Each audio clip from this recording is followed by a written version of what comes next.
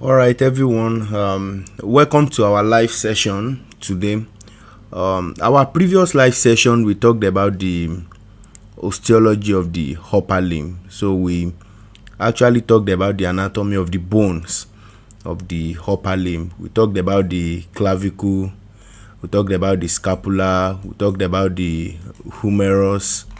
So we talked about the humerus. We talked about the ulna and the radius. So let me just load. So we talked about the osteology of the upper limb in our previous session. Talk about the clavicle, the scapula, the humerus, the radius, the ulna. We talked about the eight carpal bones, where we talked about the scaphoid, the lunate. So I want to bring that one up. So if we come here, if we still remember from the live session, we talked about the scaphoid, the lunate, the triquetrum, the pisiform, the trapezium, the trapezoid, the capitate, and the hamate. And we give a mnemonic especially to remember these eight carpal bones, where we talked about the mnemonics. We actually gave like 3 mnemonics that day. So one of them is that some lovers try positions that they can't undo. So the scaphoid, the lunate, the triquetrum, the pisiform, the trapezium, trapezoid, the capitate, and the hamate. So some lovers try positions that they can't undo. That's the proximal row, and this is the distal row. Then we talk about the 5 metacarpals, and we also mentioned that pertaining to the limbs, we generally like numbering, or we start our numbering from the lateral side or the lateral aspect. So we have the first metacarpal, the second metacarpal, third, fourth, fifth metacarpal. Then we have the phalanges. So where we have the generally the fingers generally have 3 phalanges except the thumb, which has 2. So the proximal and the distal phalanx of the first finger. Then we have the proximal, the middle, and the distal phalanx of the second finger. The proximal, the middle, and the distal phalanx of the third finger. So the proximal, the middle, the distal phalanx of the fourth finger. Then we have the proximal, the middle, and the distal phalanx of the fifth finger. So we talked about the osteology in detail our last live session. That was last week Wednesday. So we talked about the osteology, we talked about the articulation. We also mentioned briefly some of the important clinical correlates. So and it was a wonderful session. But today we'll be discussing the muscles. So we've moved from the bone, so we'll be discussing the muscles. So I'm trying to uncheck the vein since we are not really going to talk much about that. So generally these are the this is the framework of the muscles of the upper limb. Now there are some important muscles, some large muscles here that connect the upper limb to the trunk. If you remember, we talked about the clavicle as being the bone that suspends the upper limb from the trunk. Like it's the only bony connection that connects the rest of the upper limb to the axial skeleton. That's this the clavicle. But one thing, so the clavicle is the only bony connection. However, there are some big muscles that connect the upper limb to the axial skeleton. So we have the big pectoralis major. That's our pecs, what people call pecs. The chest muscle, what bodybuilders, what they like to flex their chest muscle. So it's actually a large muscle.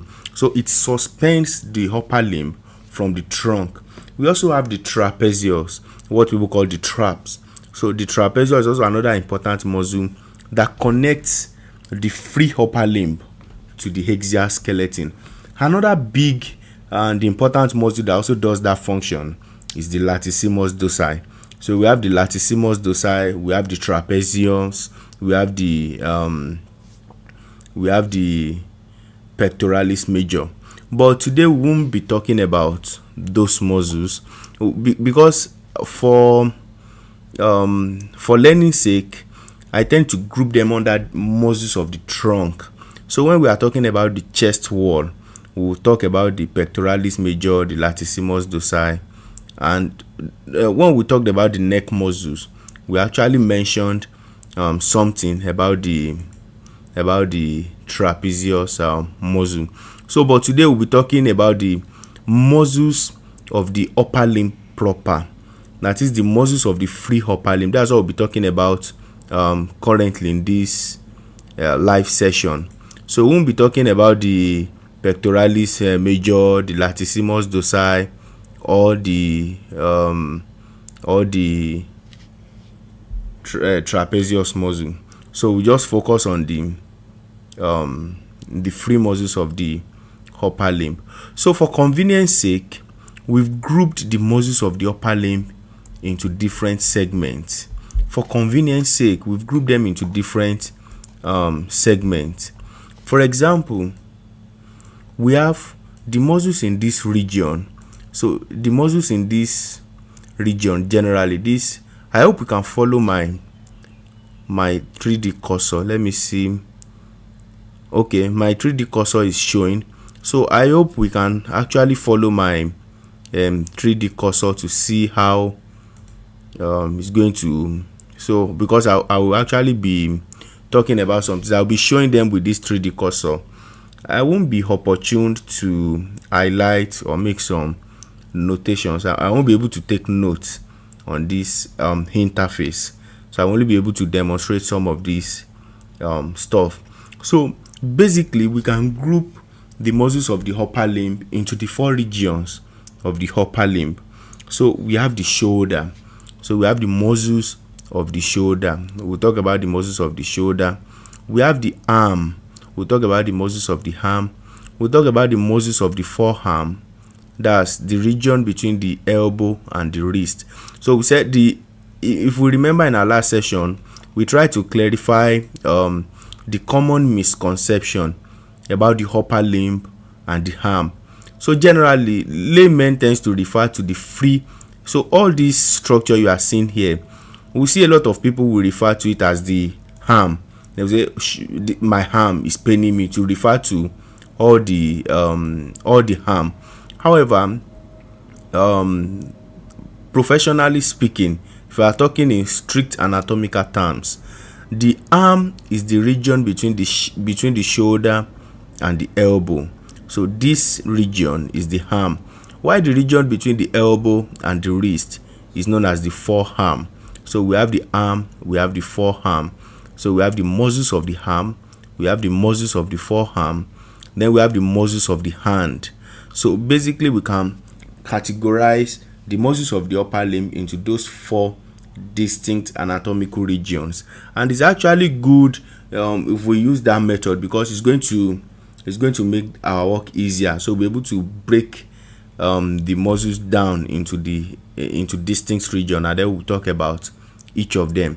Another way we can group it is we can also group them based on their functions generally.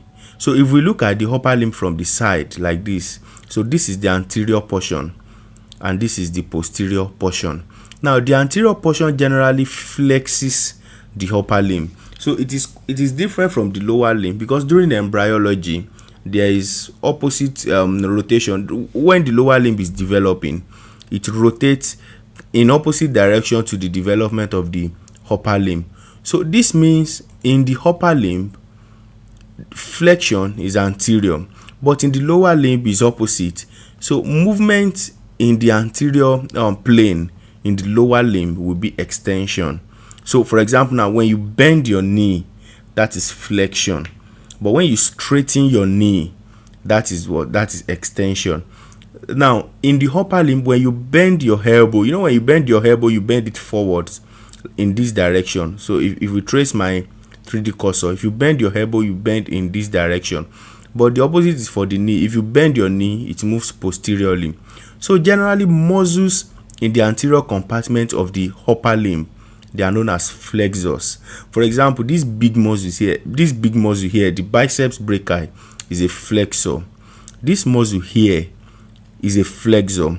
In fact, even in the and the tiny muscles of the hand, this will be a flexor. So if I zoom on that and I try to I want to try to help. So if we zoom on this, we see that this is a flexor pollicis brevis. So generally muscles in the anterior compartment tends to be flexor, while muscles in the posterior compartment, so if we go like this, so muscles in the posterior compartment tends to be extensors like this. So we can see this is an extensor muscle, so this is an extensor, but if we move anteriorly, this is a flexor. So that's another way to categorize the muscles of the upper limb. So we can also categorize them based on their function into flexors and extensors. So we have flexors, we have extensors, but basically the most common way to categorize them is based on their anatomical regions. So we have the muscles of the shoulder, muscles of the arm, muscles of the forearm, and muscles of the hand. So we'll be talking using regions today. We'll talk about muscles of the shoulder, muscles of the arm, muscles of the forearm, the muscles of the hand. And just like I've said, we won't talk about pectoralis major, latissimus dorsi, or trapezius muscle, even though they also function in moving the upper limb. But we talk about them when we want to talk about muscles of the trunk. When we want to talk about muscles of the trunk. So to start with, so let me try to remove all the other so what I will do now is I'm going to dissect. So we'll be dissecting like this. So we have the bare bone. So this is basically the bony framework of the upper limb. So we can try to build it up like this.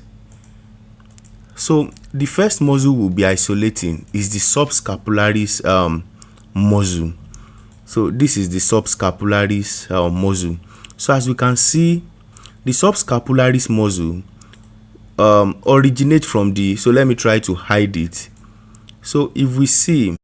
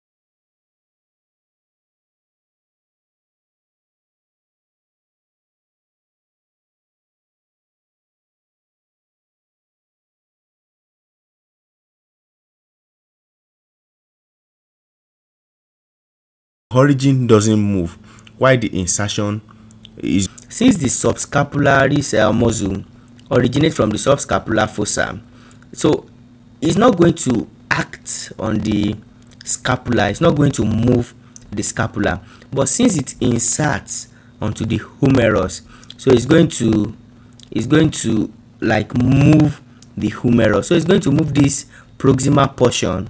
Look at it, look at the direction of travel of the muscle. It travels laterally, or it travels outwards. So if it contracts, it will draw this portion inwards, it will draw it towards the chest. So it's going to internally rotate the humerus. Basically that's the action of the subscapularis muscle. So as you can see, so the subscapularis muscle, if we try to, so we can see it originates from the subscapular fossa. It inserts into the lesser tubercle, also called the lesser tuberosity, and what it does is it medially rotates the humerus. So it's medially because it brings it towards the chest. So it medially rotates, and at the same time, because it draws it towards the chest, we also say it adducts the upper limb or the humerus. So basically the action of the subscapularis muscle is to internally rotate, adduct the upper limb or the humerus. So It also helps to hold the head of the humerus in the glenoid cavity.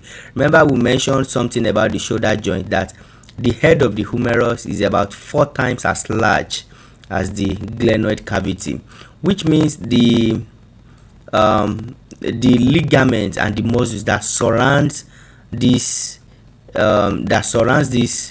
joint is going to provide most of the support that the joint actually needed. So it's going to supply the support that the joint actually needed.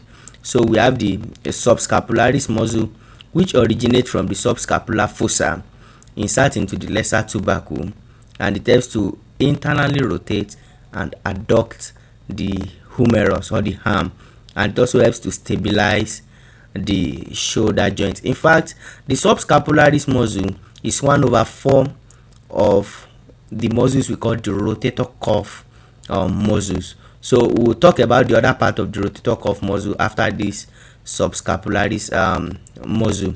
So it is innervated by the subscapular nerve. So if we remember the other time we talked about this notch, where the suprascapular nerve passes through, and it comes here as a subscapular nerve to innervate the subscapularis muscle. So basically we've talked about the subscapularis muscle. So let's try to talk about the other component of the rotator cuff muscle. So we are trying to move clockwise. So we started from the inner aspect of the scapular bone. So at this superior portion we have the supraspinatus muscle. So remember we said this is the scapula. This triangular projection, this, if you can see my 3D cursor, let me see if the 3D cursor is still showing very well on the, okay, so I think it's still okay. So if we follow the 3D cursor, we can see this projection. This is known as the spine of the scapula. So the spine of the scapula divides the posterior surface of the scapula into the supraspinatus and the supraspinous and the infraspinous fossa. Sorry for that, it's a slip of tongue. So we have the supraspinous and the infraspinous fossa. So the muscle that originates from the supraspinous fossa is, of course, appropriately named the supraspinatus muscle. So the muscle that originates from the infraspinous fossa, as we can guess, will be named the infraspinatus muscle. So we have the subscapularis muscle, the supraspinatus muscle. That's the second part of the rotator cuff muscle. So it originates from the supraspinous fossa of the scapula and travels laterally to insert into the superior portion of the greater tubercle. So if you can see, this is the lesser tubercle here. So we have the superior portion of the greater tubercle of the humerus. So just as we've mentioned the other time, the point of origin is going to be immobile, but the insertion point is going to be the mobile point, mobile point, or the portion that is going to be mobile or movable. So if this place is immobile but you want to move this area, and we can see the direction of travel of the supraspinatus muscle, so it's going to pull on this place. So pulling on this place, we tend to raise the arm. So it's going to abduct the arm, because it's going to try to rotate this muscle. So I've not actually I've not animated the movement of the bones. Our next live session is going to be motions of the upper limb. So we'll add amateurs to the bone, then actually talk about their motion. So we have the supraspinatus muscle. So what it does is it's going to abduct the humerus.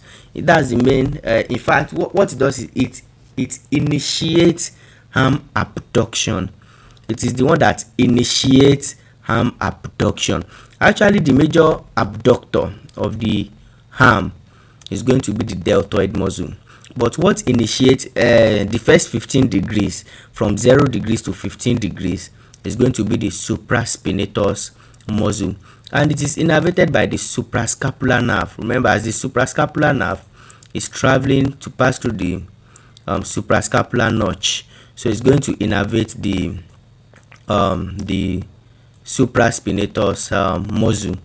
So that's the supraspinatus muscle, together with the subscapularis muscle, is also part of the rotator cuff muscle. So it's part of the rotator cuff muscle. So if we look at the summary, so it originates from the supraspinous fossa, it inserts into the greater tubercle, the superior facet, the superior portion, and is innervated by the suprascapular nerve. It initiates, as you can see, arm abduction. It initiates arm abduction. So the first 0 to 15 degrees is actually done by the supraspinatus muscle. So we'll talk about the next muscle of the rotator cuff. So we have the infraspinatus muscle. So as you can see, it originates from the infraspinous fossa of the scapula. So we can see this is the spine of the scapula. So the supraspinous fossa, the infraspinous fossa. So the muscle that originates from the infraspinous fossa is known as the infraspinatus muscle. So it originates from the infraspinatus fossa, and it inserts into the greater tubercle of the humerus.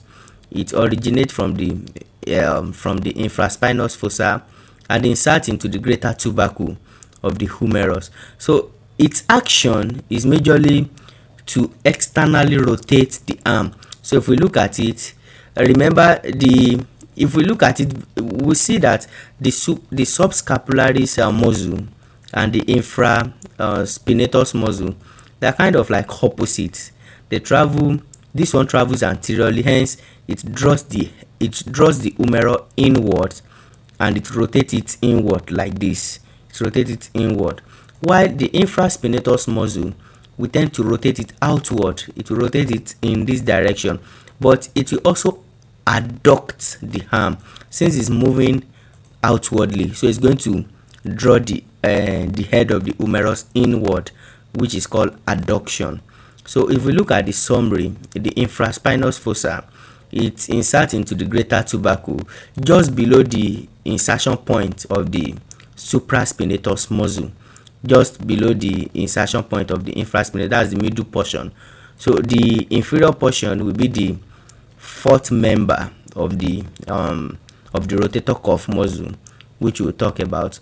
So its action is to laterally rotate the arm. It also helps in adduction, and is also supplied by the suprascapular nerve. So we'll talk about the last member of the rotator cuff muscle. So we'll talk about the teres minor muscle. So that's the last member. So we can see we have the infraspinous. So just below the infraspinatus muscle, we have the origin point of the teres minor. So generally, you remember we mentioned that the scapula has 3 borders: the medial border, the lateral border, the superior border. So the lateral border up to the inferior angle, that's the point of origin of the teres minor muscle, by the teres minor muscle. So it travels and inserts into the greater tubercle of the humerus at the inferior facet. So it also helps to externally rotate the arm. So this is the teres minor, the lateral border of the scapula, just as we've mentioned, and it inserts into the inferior facet of the greater tubercle of the humerus. It is innervated by the axillary nerve and it helps to laterally rotate the arm. So the four muscles we've mentioned, they are known as the rotator cuff muscle. So let me isolate the four muscles. So we have the sorry about that. So we have the subscapularis muscle, we have the supraspinatus muscle, we have the infraspinatus muscle, and then we have the teres minor muscle. So if we bring the four, so we can see, so because the point of attachment on the proximal portion of the humerus, we can see it's kind of like forming a curve. We can trace the curve. So it's forming a circle, a curve around the head of the humerus. So we can see it's forming a curve. So these four muscles together, they hold the head of the humerus in the glenoid cavity. We can see, so they kind of hold it in place to prevent dislocation of the shoulder joint. So these four muscles are very, very important. They are known as the rotator cuff muscle because of their insertion on the head of the around the head of the humerus. So they are known as the rotator cuff muscle, and they help to prevent they kind of provide mobility while at the same time still making the joint very, very stable. So it is very, very stable. It's very, very stable. So there's another muscle which is not part of the rotator cuff muscle, but we also talk about this muscle here. So the teres major muscle. So the teres major muscle is not part of muscle, but it's closely associated with it, because if we look at it, it's not attached around the head of the humerus, but rather it inserts into the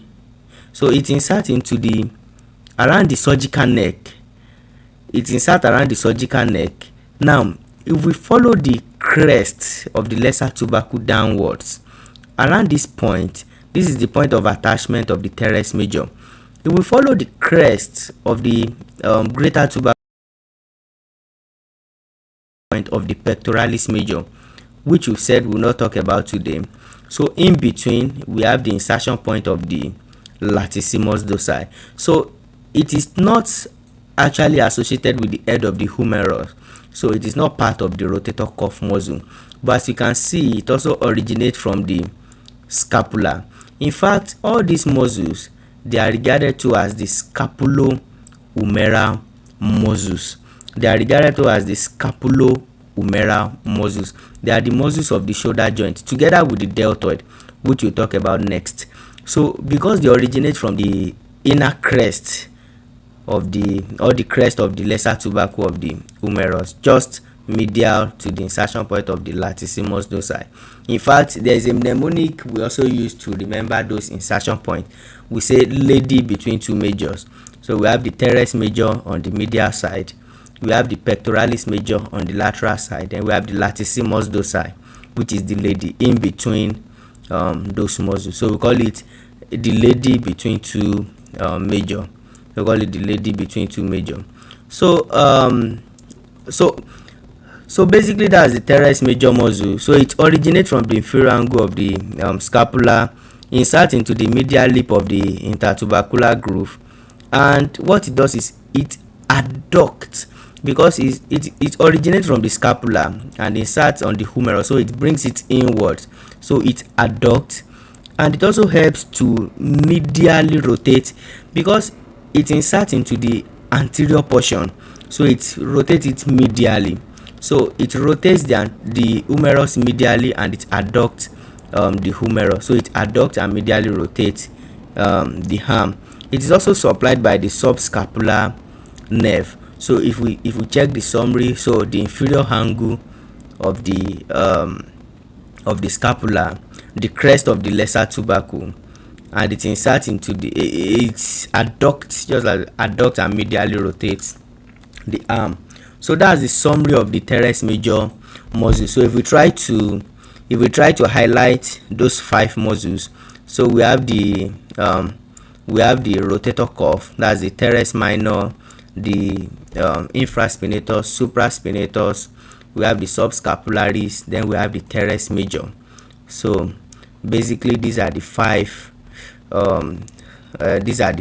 muscles that form part of the scapulohumeral muscles. So the last muscle we'll talk about is the deltoid muscle. So we'll talk about the deltoid muscle. So the deltoid muscle generally has 3 parts. So it is a multipennate muscle. As you can see, it resembles a feather, so it has multiple fibers and it can be divided into 3 parts. So we have the anterior portion, the middle portion, and the posterior portion. It's called the clavicular, the acromial, and the scapular part, or the spinal part of the deltoid muscle. So we have the anterior portion, or the clavicular part, we have the middle portion, and then we have the posterior portion, or the spinal part. So basically the deltoid muscle is like a 3-in-1 muscle. So it's like 3 muscles in one. So basically that's what the deltoid is. So it's a 3-in-1 muscle. It is a big muscle, and it has a very important function in the movement of the upper limb. So as we can see, we've talked about the 5 scapulohumeral muscle.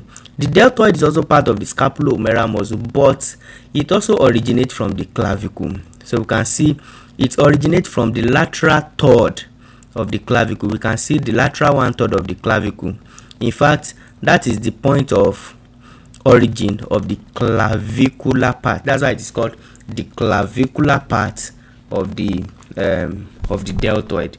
The clavicular part of the deltoid. So the clavicular part of the deltoid originates from the lateral 1/3 of the clavicle. It originates from the lateral 1/3 of the clavicle. While the middle portion, also called the acromial part, because it originates from the acromion. We can see this knuckle-like projection, lateral projection of the spine of the scapula, which is also called the acromion. So the middle portion of the deltoid originates from this region, hence it is called the acromial part of the deltoid muscle. It is called the acromial part of the deltoid muscle. So the acromial part of the deltoid muscle originates from the acromion of the scapula, while the posterior portion, also called the spinal portion, because it originates from the spine of the scapula. It originates from the spine of the scapula. So the spinal portion, the acromion portion, and then we have the clavicular portion. So those are the 3 heads, or the 3 parts of the clavicle, and it fans down to insert into the mid shaft of the humerus on the lateral aspect. There is a roughened area here called the deltoid tuberosity.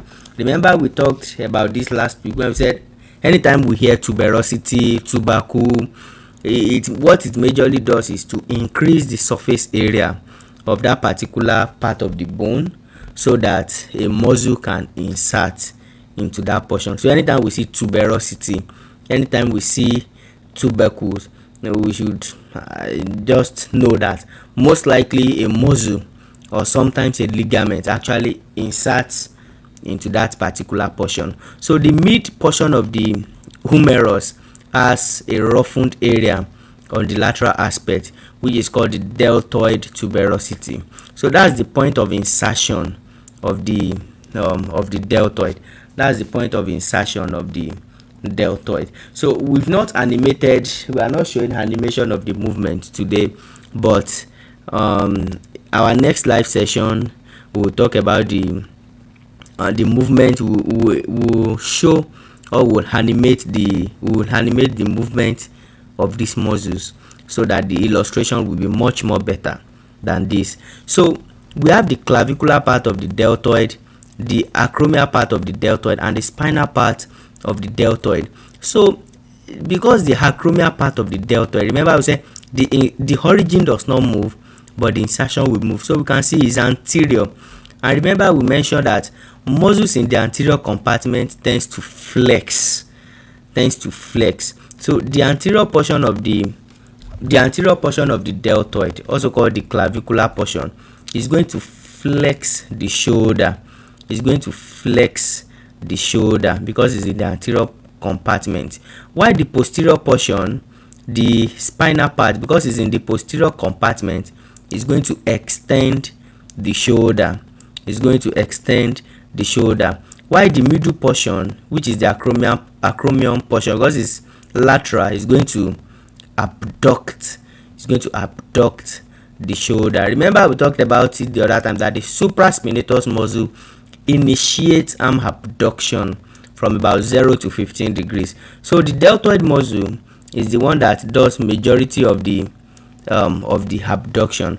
Apart from flexion, extension, and abduction, the anterior portion also medially rotates. Remember, it's anterior, just like the subscapularis muscle is going to medially rotate the arm, while the posterior portion, just like the infraspinatus and the supraspinatus, is going to laterally rotate the shoulder. So basically, the summary of the movement around the shoulder joint is: muscles in the anterior compartment flexes, muscles in the posterior compartment extends, muscles that crosses anterior medially rotate, muscles that crosses posterior laterally rotate, while muscles that lie above or superior, they tend to abduct. So we remember the supraspinatus muscle is above, so it abducts, it initiates the abduction, while the middle portion of the deltoid is also above, so it abducts. In fact, it is a major abduction of the shoulder joint. So in fact, another way, the differences between abduction and adduction is: abduct means to kidnap, so abduction is you move away from the midline. More like you are kidnapping someone away from their home where they are supposed to rest, so you are abducting, while adduction is like you are hiding, so adduction. So in a way, that's just the way I remember the movement. So people have different ways to learn all these motions and everything, but that's just the way I remember the motion, especially when I was studying for exams. So abduction is to bring it away from the midline. Abduction. By the way, we have a video where we talk about the movement of the upper limb. So we talk about flexion, extension, external rotation, internal rotation, supination, pronation, even opposition of the thumb. So we can also do well to check out the video on our channel. So So basically that's that about the deltoid muscle. So we have the anterior fiber, the posterior fiber, the middle fiber. So we have flexion, extension. The anterior fiber also internally rotates, the posterior fiber externally rotates, while the middle fiber abduct. So let's see the summary of the muscle here. So we can see the clavicular part originates from the lateral third of the clavicle, the acromial part originates from the acromion of the scapula, while the spinal part originates from the spine of the scapula. It inserts into the deltoid tuberosity. It is supplied by the axillary nerve. So the clavicular part flexes and medially rotates because it's anterior, while the acromial part abducts because it's superior, while the spinal part extends and laterally rotates the arm. So the deltoid sort of does it all for the shoulder joint. So it acts in all directions. It actually does all those movements. So basically, we've talked about the muscles of the shoulder. So we've talked about the subscapularis. We talked about the subscapularis muscle, the subscapularis, the teres major. We talked about the infraspinatus, the supraspinatus, and the deltoid.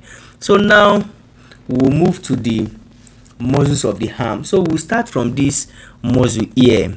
So remember we talked about the coracoid process of the scapula in our last video. So we talk about the coracoid process of the scapula. So I want to show us that.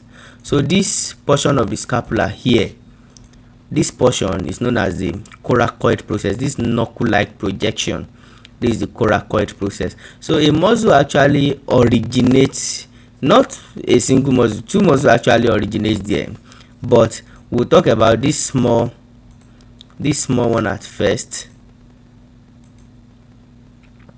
So this muscle, so the coracobrachialis muscle. So we'll talk about the coracobrachialis muscle, this muscle. So coraco, from the coracoid process, so it originates from the coracoid process of the scapula, and it inserts into the middle portion of the humerus. So we can see this middle portion, this is the middle portion of the humerus. So on the lateral side we have the deltoid tuberosity, which is the insertion point for the deltoid muscle, while on the medial side we have the insertion point for the coracobrachialis. So if we trace it, if we see its relationship to the shoulder joint, we can see that it is anterior. It is anterior, and just as we've mentioned, anterior muscles flexes, so the coracobrachialis muscle will flex, and because it travels from the scapula to the humerus, it's also going to adduct. So it adducts and it flexes the shoulder joint because it's anterior. So basically that's the action of the coracobrachialis muscle. So all the muscles in the anterior compartment of the arm, all the flexors in this arm, they are supplied by a muscle called the musculocutaneous nerve. Musculocutaneous nerve. So the coracobrachialis will also be supplied by the musculocutaneous nerve. So we have the coracobrachialis, musculus coracobrachialis. You don't have to. So we can see the tip of the coracoid process inserts into the middle third of the humerus on the medial surface, so more like opposite of the deltoid tuberosity, supplied by the musculocutaneous nerve, and it flexes and adducts the arm. So if we have any question, we can also type in the comment section so that we'll try to answer any of our questions. So we can put if we have any question, we can just type it in the comment section. So let me so I want to, so that our new viewers will know that any question should be typed. So we are going to answer that. So just give me a few minutes.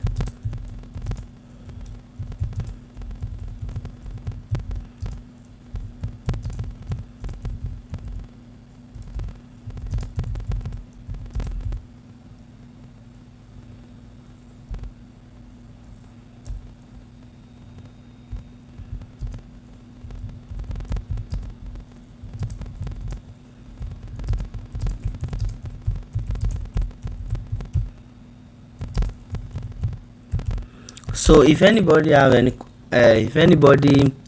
wants to ask any question, can just type it in the comment section. So I'll be reading that, and we'll answer that before we finish this live session.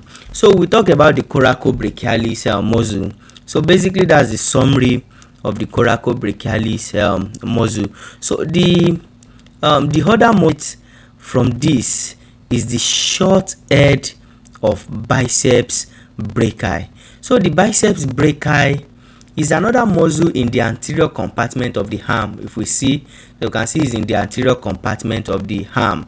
So it has two heads, that's why it is called biceps. So bi means two, ceps is for like cephalic, which means head,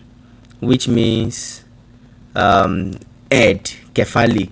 So it means head. So we have biceps for two head. That means it has two heads.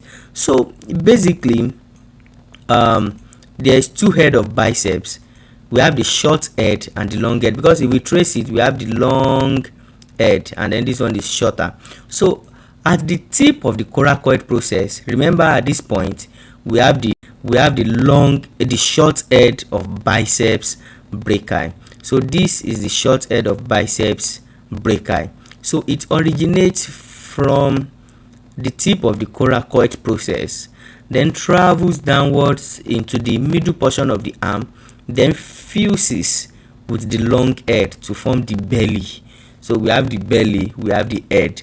So the short head of biceps fuses with the long head of biceps to form the belly. So this is like the belly, this big portion, this is the belly. So the biceps is what bodybuilders generally flex their arm. So that's the biceps. That's what people who wants to look muscular, they build the biceps. And remember, when they go to the gym to build the biceps, they do biceps curls. So more like flexing your arm. If you want to show off your biceps, what people do is they basically flex their arm to show off their power. I know people like that a lot. I used to gym too, but of course I don't have big biceps. So basically that's the short head of biceps. Then we have the long head of biceps. So the long head of biceps originates from the supraglenoid tubercle. This is the scapula. Remember, we talked about the supraglenoid tubercle, we talked about the infraglenoid tubercle. So the infraglenoid tubercle is also an insertion, is also a point of origin for a long head of a muscle, which we'll talk about shortly. So the long head of biceps originates from the supraglenoid tubercle, crosses the shoulder joint, then passes through the bicipital groove. In between the two tubercles, we have the intertubercular sulcus or the intertubercular groove. So before, it was referred to as the bicipital groove because the long head of biceps actually passes through, hence it is called bicipital groove or the intertubercular sulcus. So the long head of biceps passes through, then fuses with the short head of biceps, and then crosses the elbow joint. It crosses the elbow joint, then inserts into the radius.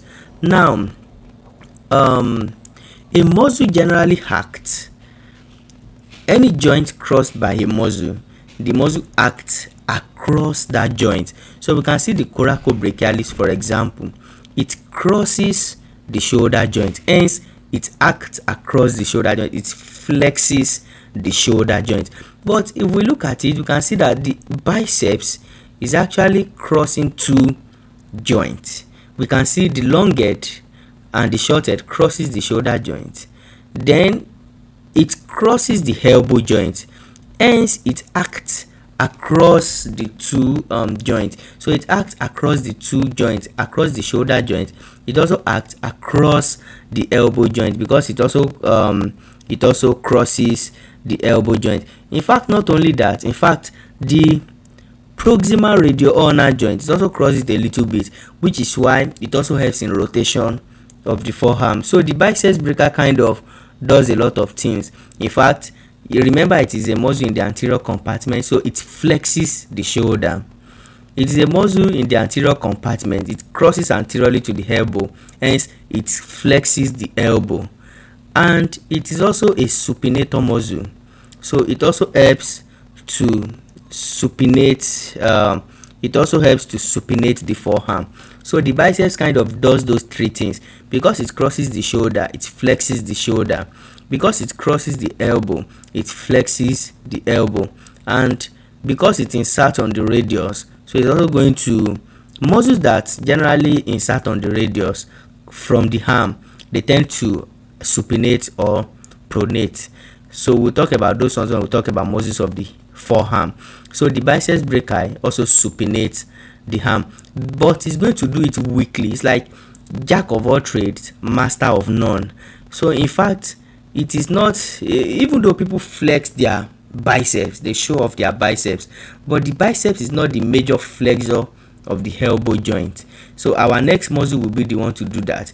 Even though the biceps helps with flexion, but because it's doing multiple things together, it actually is a weaker flexor of the elbow compared to the muscle we'll talk about. Also for the shoulder, is a weak flexor of the shoulder, but is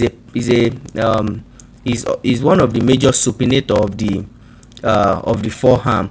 So its major action is actually to supinate the forearm. So it inserts into the radial tuberosity.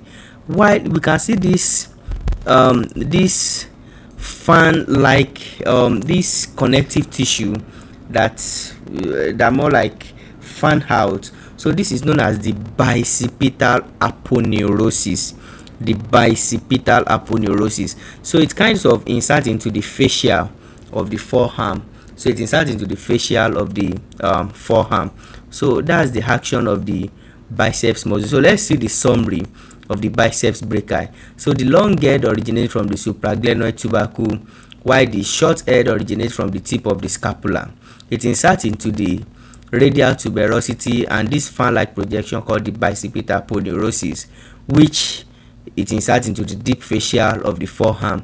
It is inserted by the it is innervated by the musculocutaneous nerve. Remember, we say all the muscles in the anterior compartment of the arm will be innervated by the musculocutaneous nerve.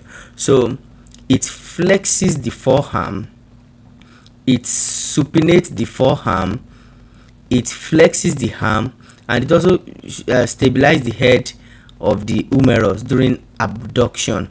Now, another movement which we didn't talk about, we said any muscle which crosses the joint superiorly will abduct is actually an oversight. So any muscle which crosses the shoulder joint superiorly will abduct the shoulder joint. So the biceps brachii will abduct the shoulder joint because it is anteriorly. It also medially rotates the shoulder joint. So the biceps brachii actually does a lot of things, but it does most of them weakly, just like we said. So it's not really a prime mover. By the way, a prime mover is generally a muscle which is primarily the one concerned with that particular motion. For example, our next muscle is the prime mover when it comes to elbow flexion, and that is this muscle which is under the biceps. We call it the brachialis muscle. So this is the brachialis muscle. This muscle is the primary flexor of the elbow joint. So the brachialis muscle. So the brachialis muscle originates from the anterior portion of the lower half of the humerus. You can see the humerus. So it originates in the anterior half, in the distal half or the lower half on the anterior aspect. That's the point of origin of the brachialis muscle. In fact, remember when we talked about the osteology, we talked about the medial epicondyle, the lateral epicondyle, the supracondylar ridges. So in between the supracondylar ridges, we have the origin of the brachialis muscle. We have the origin of the brachialis muscle. So basically, the brachialis muscle originates from the anterior portion of the humerus and inserts into the ulnar tuberosity. Remember, the biceps brachii or insert into the radial tuberosity. So the brachialis inserts into the ulnar tuberosity. Of course, just as we've mentioned before, it crosses anteriorly to the elbow. So you can guess its function. It's going to flex the forearm. In fact, that's the primary function of the brachialis muscle. It doesn't do too many things. Another thing is about this muscle is that if a muscle is not very big and is crossing across multiple joints, it's like you are dividing the action across those multiple joints. So let's assume you have 50 points of energy or power, and you are distributing across four things. So you are going to, or more like you are, if you let's assume as a student you are offering 10 courses. You are going to divide your attention, your energy, your resources between those 10 courses. So it's going to either drain you more.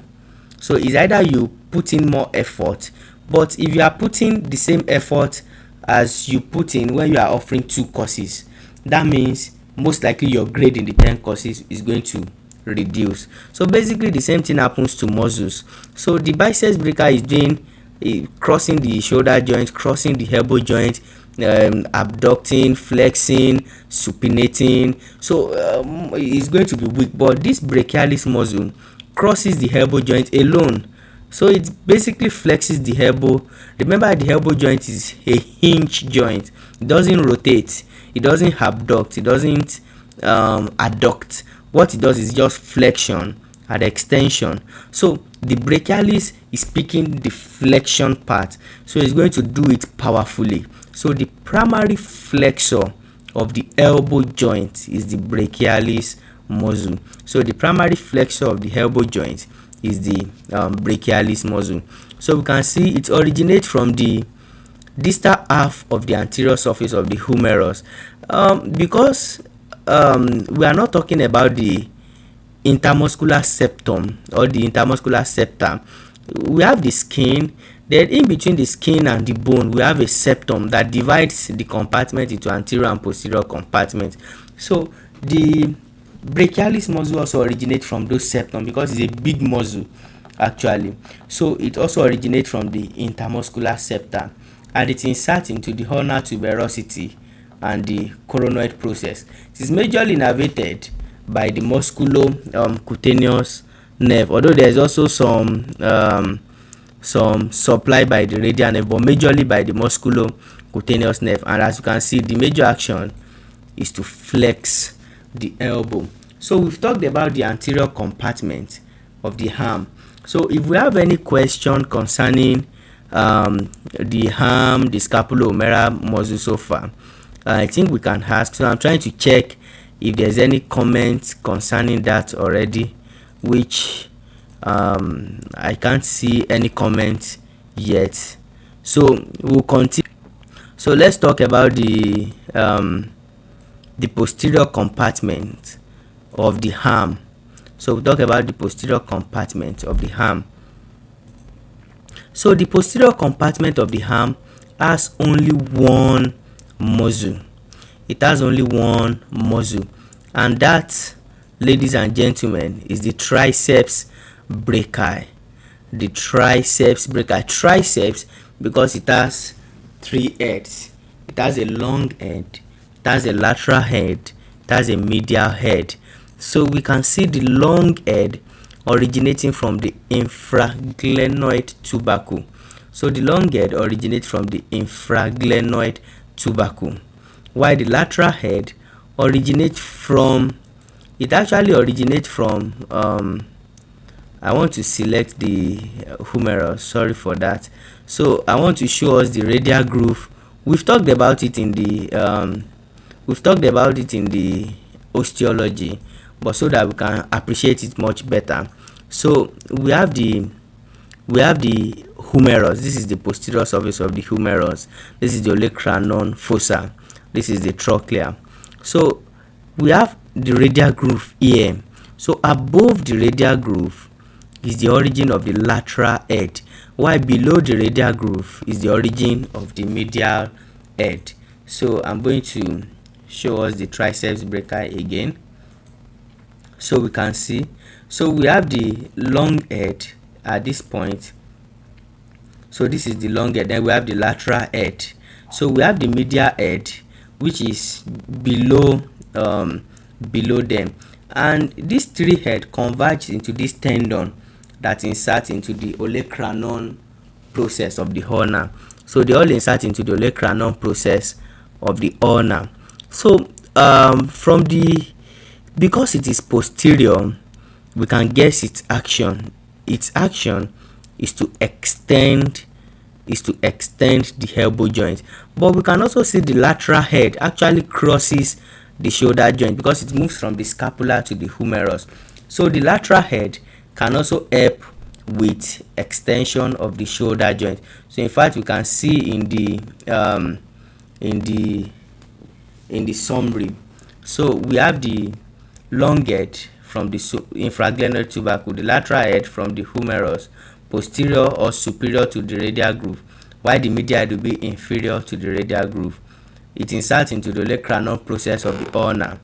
and it will be inserted by the radial nerve. So its action is to extend the forearm, but the lateral head, just as we mentioned, because it crosses posteriorly, will help to extend the shoulder joint. It also helps to hold it in place into the glenoid cavity. So that concludes our muscles of the arm. So in our next live session, we'll talk about the muscles of the forearm, and then we'll also talk about the muscles of the arm. Our next live session should actually be tomorrow. So we'll talk about the muscles of the forearm, the muscles of the hand. We'll also talk about the tendon sheath in the hand, and it's going to be much more wonderful. So I wish us all a wonderful, and I wish us a wonderful day. So let me check our comment section if we have any questions so far that we need to answer to. If we have any question, okay, so currently no questions so far. No questions so far. Let me check from the, okay, so I think that concludes our live session today.